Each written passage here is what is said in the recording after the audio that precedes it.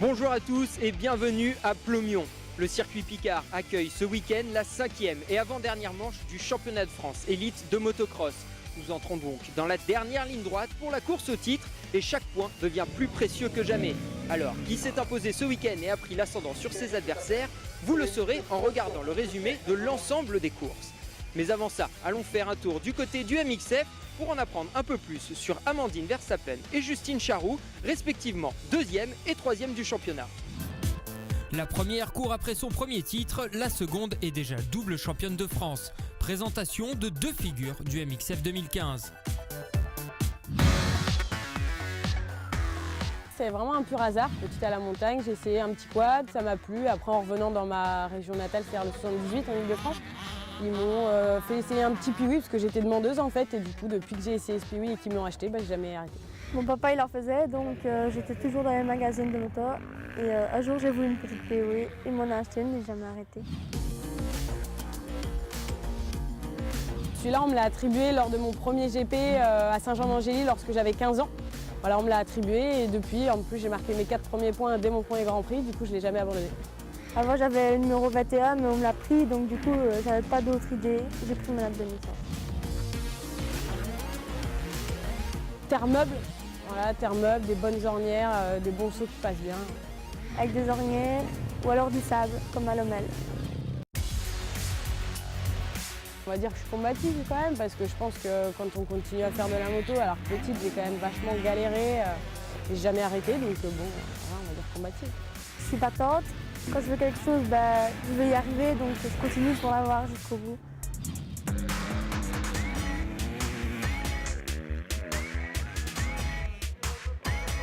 Ah, ça c'est une question qu'on peut pas... Ah, c'est marrant ça. Jusqu'à la fin de l'année, on ne peut pas dire qui arrivera deuxième ou troisième, ce sera jusqu'à la fin de l'année comme ça. Amandine, elle est jeune, on savait très bien qu'elle allait arriver dans le top du championnat, puisque voilà, en 85, on entendait souvent parler d'elle au Univers. On verra à la fin du championnat. Au championnat, les deux pilotes se suivent de près et pour le moment, l'avantage est à la jeune Belge. Une situation que Justine Charroux ne compte pas laisser en l'état. Cette position ne me convient pas forcément, donc c'est vrai qu'avec Amandine, on n'est qu'à 8 points d'écart. Voilà, on est à la 5e épreuve du championnat de France, il en reste 3 derrière. Donc c'est vrai que les points sont précieux, hein. Plus j'en perds, plus c'est dur de les rattraper après. Moi, je n'ai pas de pression, enfin, j'arrive à la contrôler même si j'en ai, mais pour le moment j'ai pas de pression, on est en mi-championnat et ça va. Si la première place reste difficile d'accès, il en faut plus pour décourager la jeune Amandine Verstappen. Livia Lancelot, elle est touchable pour le moment, elle a de l'expérience, elle est professionnelle. Moi je vais toujours à l'école, je fais mon sport après l'école, donc forcément c'est un peu plus difficile, mais pour aller la chercher, il faut bosser, comme elle a bossé quand elle était jeune. Depuis le début de la saison, Justine Charroux roule avec une épaule douloureuse.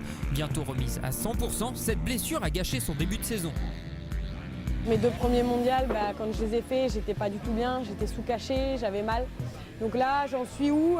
J'en suis que j'ai fini le centre de rééducation. Voilà, j'étais près de chez moi, à Corbie. Je le ressens sur la moto puisque je manque de force. Voilà. Et puis forcément, je le ressens aussi. Pourquoi? Parce que comme j'ai dit tout à l'heure, l'entraînement hivernal, c'est plus important pour réussir sa saison. Et moi, j'en ai pas eu, si ce n'est 2 semaines avec caché au mois de février. Entraînée depuis toujours par Patrick Caps, Amandine Verstappen n'hésite pas à se projeter encore plus loin dans sa carrière. J'aimerais bien être championne du monde plus tard. C'était mon objectif depuis toute petite, donc j'aimerais bien y arriver. J'ai un entraîneur qui m'aide beaucoup pour ça. Il saurait m'amener où je veux, mais il faut que je l'écoute et voilà, c'est mon objectif, c'est être championne du monde.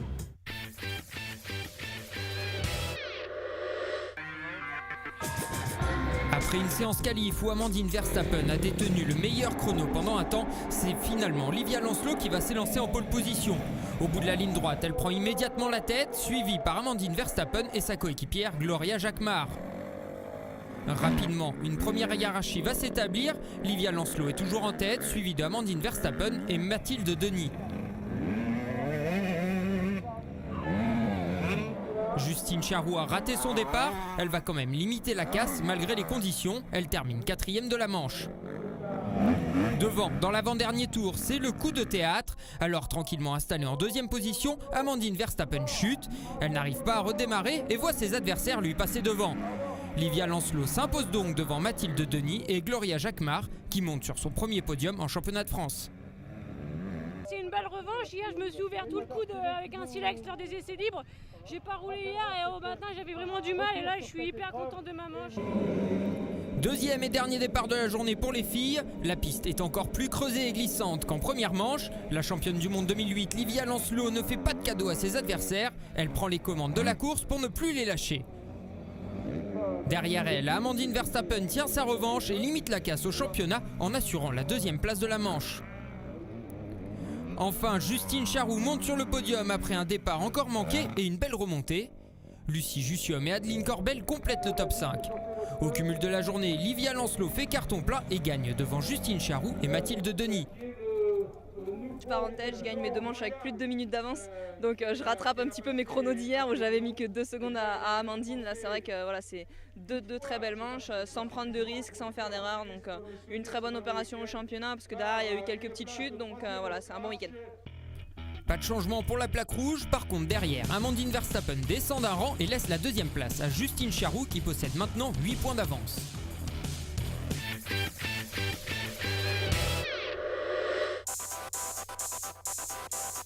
En MX2, s'il y en a un qui s'est fait discret cette saison, c'est bien Arnaud Aubin. Vice-champion de France 2014, le pilote Suzuki rencontre quelques difficultés cette année pour retrouver le rythme de tête, malgré un podium à remanier. Je ne sais pas trop comment l'expliquer, après c'est vrai que j'ai fait des supercross assez tard et je le faisais pas les années d'avant, donc ça m'a peut-être mis un peu à la bourre pour ma préparation motocross. Et j'ai mis un peu de temps aussi à trouver les bons réglages sur ma moto. Renouer avec le podium, ouais, c'était déjà pas mal, maintenant on va falloir essayer de confirmer dans les courses à venir. Pour ne pas perdre confiance, Arnaud Aubin n'a pas hésité à s'appuyer sur l'expérience de son frère. Notamment pour essayer de régler un peu la moto, il m'a filé pas mal de coups de main, il m'a aiguillé un peu. Et ouais, après forcément il m'a aidé, mais après il faut aussi se remettre en cause. Donc voilà, donc il a fallu se remettre en cause avec l'aide de Nico. Et même quand ça allait pas trop, peut-être un manager classique comme j'avais par le passé m'aurait peut-être mis un peu la pression et lui il a vu les choses un peu différemment. Et il essayait plutôt de me soutenir et tout, donc ça c'était plutôt cool. Malheureusement, le Normand a vécu un week-end de noir. Arrivé à Plomion diminué, il a chuté lors des qualifications et a dû jeter l'éponge pour le reste de l'épreuve.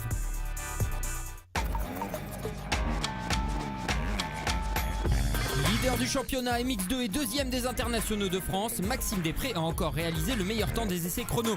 Bien qu'en mesure d'être titré au terme de cette course, il préfère ne pas trop se projeter.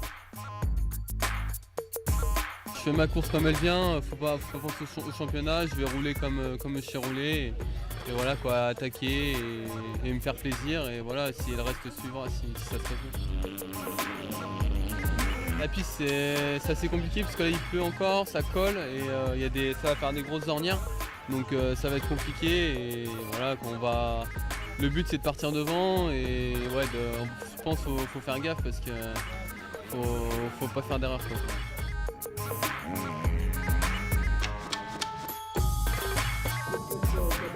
Les pilotes de la catégorie MX2 sont les premiers à s'élancer ce week-end. Maxime Després a réalisé la pole, Nicolas Dercourt s'est imposé à Valentin Guillot pour seulement 7 centièmes. Au BC de grille, Nicolas Barcelot signe le all shot, mais il est rapidement repris par Valentin Guillot.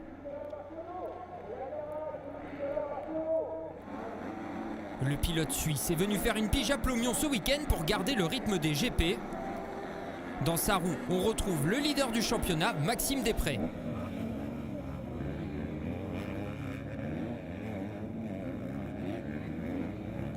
Derrière, ça bataille pas mal pour le podium. Barcelot chute, il laisse passer Boulard, Verhaeghe et Soubeyras qui est encore une fois mal parti. Simon Mallet vient également se mêler à la bataille.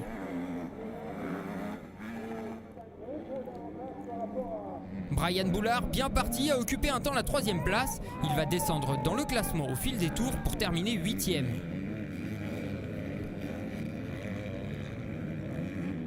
Avec Nicolas Dercourt, ces 5 pilotes nous ont offert une belle bataille pour le podium, mais c'est le pilote Bud Racing qui aura le dernier mot pour la 3e place. À quelques tours de l'arrivée, Soubeyras se fait surprendre par le terrain glissant.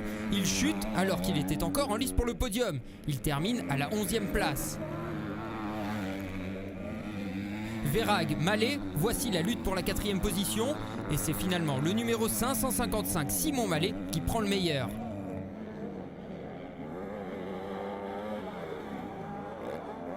Devant, rien n'a bougé. Maxime Després a réalisé une course prudente mais sur un bon rythme pour ne jamais être inquiété. Il prend la deuxième place derrière Valentin Guillot.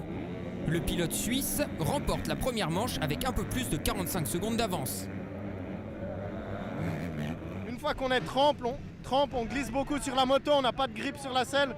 Donc ça c'est assez délicat à rouler, on utilise beaucoup les bras et les jambes, mais bon ça va, c'était cool.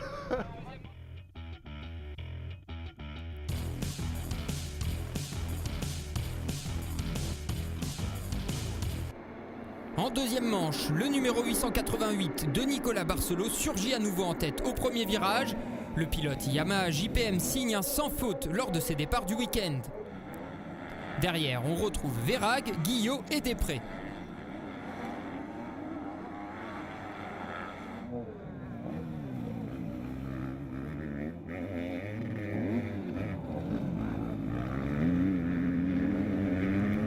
Mais une chute au quatrième tour de Barcelot laisse le champ libre à Verhaeghe. Ce dernier, leader provisoire, emmène dans sa roue Després, Dercourt et Mallet. En l'espace de 2 tours, Mallet et Dercourt chutent. Mallet finit 10e et Dercourt 8e de la manche.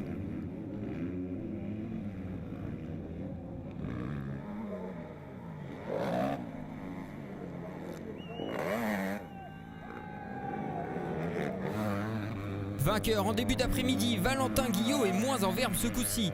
Il tombe et se voit contraint de retourner au stand par la suite, c'est l'abandon.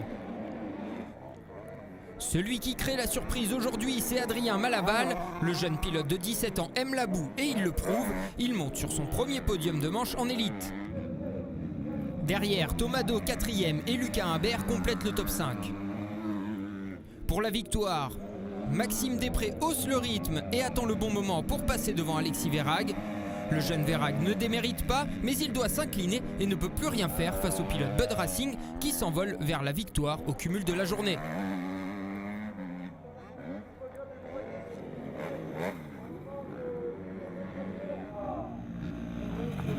Ça commence à coller et sur les lunettes ça fait des gros pâtés en fait et voilà, mais bon c'est du motocross et je suis content de gagner dans la boue, je montre que je suis présent partout. Je marque des gros points pour le championnat, il reste une épreuve donc c'est vraiment cool. Je voudrais vraiment remercier tout le public qu'il y avait aujourd'hui parce que c'était vraiment dans des conditions extrêmes. Au cumul des 2 manches, Maxime Després s'impose devant Verhaeghe et Malaval. Ces 2 derniers goûtent à la joie d'un premier podium en élite. À noter le week-end noir de Soubeyras qui ne finit pas la deuxième manche et perd le contact avec Dercourt au championnat.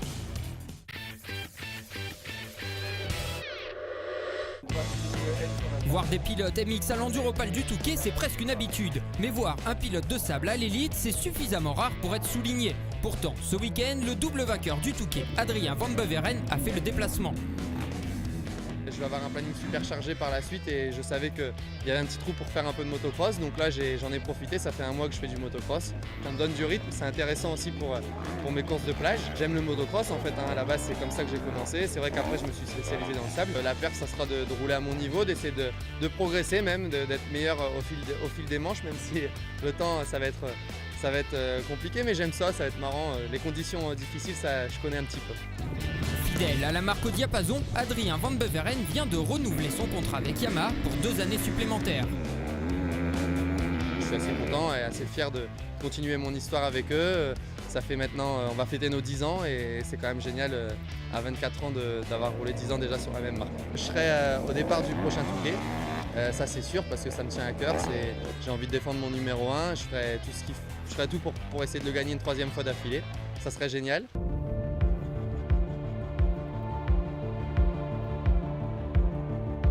À eux deux, ils ont trusté la première place de toutes les manches de ce début de saison. La bataille qu'ils nous offrent est sublime. Xavier Bogue, Valentin Tellier, voici le duel de ce championnat 2015. Les 2 pilotes se sont présentés en début de saison, chacun dans un nouveau team. Bogue chez Bud Racing et Tellier chez Honda SR. Après des moments difficiles en 2014, cette saison est comme un nouveau départ. C'était un nouveau challenge pour moi de revenir en championnat de France. Cet hiver, j'ai pu participer aux courses de sable. C'était aussi quelque chose que je voulais essayer, voir ce que ça donnait. Ça m'a fait du bien un peu de voir autre chose parce que ça faisait déjà quelques saisons que je roulais en mondial, que je préparais les saisons en mondial, donc ça m'a pas fait de mal. L'année dernière, j'ai failli avoir le titre. Je me suis blessé, donc j'ai loupé le titre. Et là, cette année, pour moi, c'était clair et net. En signant Honda, c'était pour être devant le championnat de France et gagner le titre. Victime d'une grosse chute qui a mis un terme à sa saison 2014, Xavier Bogue a traversé une période de doute qui s'est malgré tout vite dissipée. Ça me fait réfléchir et au début je ne savais pas trop comment je voulais repartir et puis après quand il y a eu cette option-là avec Bud, c'était vraiment ce qu'il me fallait et la période après blessure était passée, quoi. Je m'étais vraiment mis dans la tête de revenir, de vraiment m'entraîner et de prouver ce que je valais encore parce que je pense que je peux encore faire de belles choses. 2015 est synonyme de changement pour ces deux pilotes, de quoi garder une motivation intacte. Je dirais pas, je vais dire que ce sera un tournant dans ma carrière, mais en tout cas une belle motivation pour pouvoir essayer de gagner encore plein de titres derrière. Chaque année c'est compliqué, chaque année les compteurs sont remis à zéro et en cross on n'a pas trop le droit à l'erreur malheureusement. À la veille de cette 5e manche, le droit à l'erreur n'est plus permis. Xavier Bogue doit rester concentré malgré la blessure récente du Vendéen au poignet. On ne peut pas dire que mon poignet soit à 100%, ça c'est sûr. Mais en tout cas, il sera assez fort pour tenir jusqu'à la fin du championnat. On a eu des mésaventures et au final on est toujours là prêt pour la gagne. C'est toujours bien d'être champion de France et ça montrerait que j'ai travaillé dans la bonne direction cet hiver avec l'ensemble du team et Jackie, notre entraîneur. Dans la catégorie reine, Xavier Bogue a réalisé la pole position devant Aubin et Rombaud. Tellier assure une 4e place. La grille se baisse et le pilote Suzuki Nicolas Aubin réalise le meilleur en vol. Il est suivi pendant un temps par Damon Martens, Xavier Bogue et Cyril Coulon. Le Belge Martens, habitué des courses de sable, roule sur un très gros rythme et bataille toute la manche avec Loïc Rombaud pour la 3e place.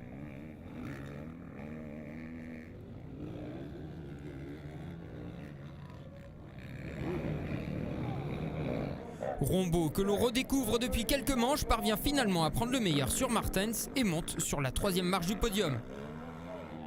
Après un premier tour compliqué, Valentin Tellier pointe à la 15e place, mais en un tour seulement, il revient 8e. Il poursuit sa remontée jusqu'à la 5e position qu'il occupe jusqu'au drapeau à damier. Le pigiste Adrien Van Beveren a lutté pendant un temps avec Jason Clermont avant que ce dernier ne soit contraint à l'abandon. Van Beveren, lui, termine 6e.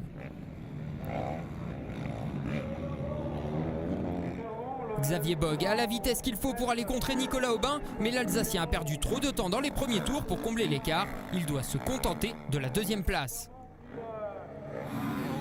Au guidon de sa Suzuki numéro 3, Nicolas Aubin se dirige donc vers sa première victoire de manche cette saison.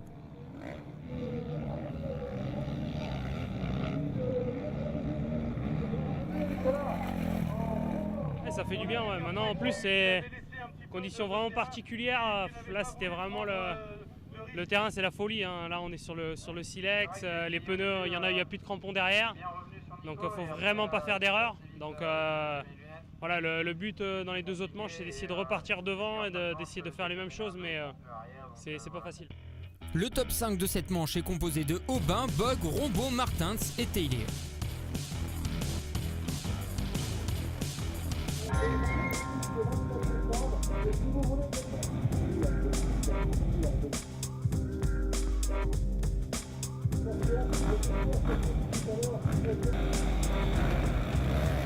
Encore une fois, Nicolas Aubin réalise le all shot au coude à coude avec Damon Martens. Le Belge est décidément dans un bon jour ici à Plomion, mais très vite, Bogue et Tellier passent. Le trio de tête creuse rapidement l'écart sur ses poursuivants.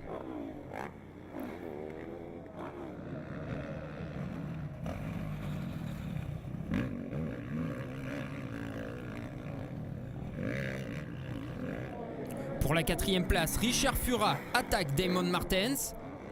Et ça passe. Fura, absent à Romagné, est de retour en élite sur le même rythme qu'à Guignon.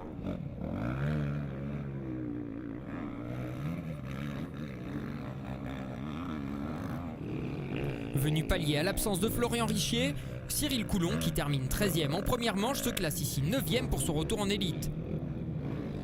Loïc Rombaud est en passe de réaliser ce qu'il attend depuis 2 épreuves déjà, monter sur le podium final. Lors de cette 2e manche, il fait une course solide et termine 4e. La grosse perf du jour vient de Valentin Tellier, 2e au championnat, il roule avec une fracture au poignet. Pourtant, il ne baisse pas de rythme et continue de s'accrocher pour aller chercher une 3e place dans cette manche, derrière Xavier Bogue. Le pilote Kawasaki Bud Racing a un temps pu inquiéter Nicolas en bas, mais en vain. Il doit à nouveau se contenter d'une deuxième place. Il continue quand même de creuser l'écart sur Théier. Nicolas Aubin a encore une fois su tirer le meilleur de son excellent départ. Sans jamais se mettre en danger, il gagne à nouveau la manche. Il y a 2 semaines, j'apprends que j'ai le scaphoïde de cassé et à finir 5e en première manche malgré une chute et 3e en deuxième manche, c'était inespéré. J'avais le moral parce que je savais que de toute façon, c'est à moi qu'il me manque une jambe et là j'abandonnerai, mais jamais j'abandonnerai. Donc voilà, c'est en moi, c'est comme ça. Et plus je grandis, plus je sais que j'abandonnerai, plus je sais que j'abandonnerai jamais, pardon. Donc voilà, non, on lâchera rien. Hein. Le podium MX1 du jour est le suivant, Aubin, Bogue, Rombaud. C'est pas mauvais non plus parce que dans ce genre de conditions on peut perdre beaucoup, plus que ce qu'on peut gagner. Après je suis un peu déçu parce que j'étais assez rapide en manche et la victoire était à ma portée. Après j'ai loupé un peu mes départs et Nico en a profité.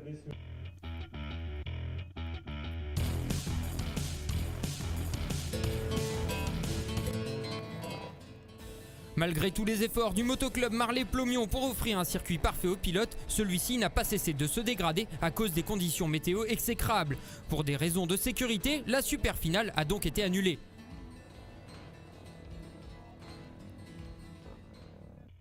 Au classement du championnat de France MX1, Xavier Bogue compte maintenant 13 points d'avance sur Valentin Théier. C'est au classement des internationaux de France qu'il y a du changement. Maxime Després passe devant son coéquipier Xavier Bogue et s'empare de la plaque rouge. Voilà, cette manche de Plomion est terminée, le soleil est de retour. Pour connaître les champions 2015, rendez-vous le 7 juin sur le circuit de Gaillac-Toulza pour la dernière manche du championnat de France élite de motocross. Salut à tous!